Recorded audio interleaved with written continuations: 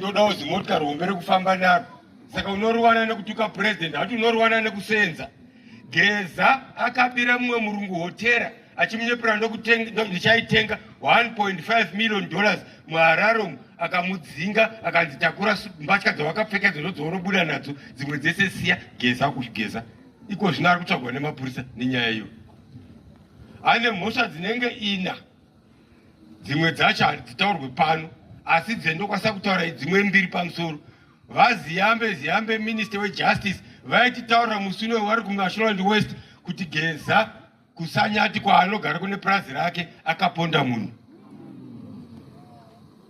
Vamwe vakati Geza ane mhosva akabata mumwe musikana chibharo. Geza uyu, Geza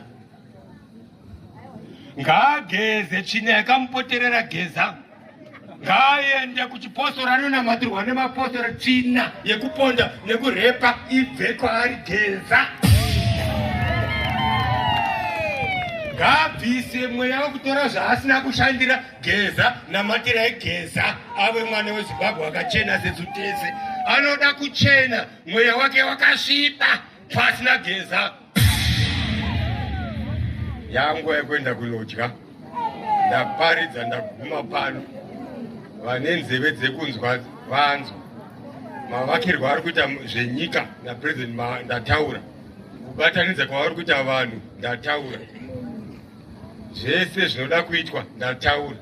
Ndataura mayuthi zvakare kuti ukaona baba vako kana mai vako vachitukwa haunyarare kunovataura, unoziva zvekuita. Ndataura. Mayuthi are now armed. Pasocial media mukaona anotuka vamwe mubvisei. Kana muri mugrupu ravari kutuka vamwe budai imomo, siyanai nazvo. 2030 vanenge vachitonga zvavo pasi nemhandu. Ndatenda.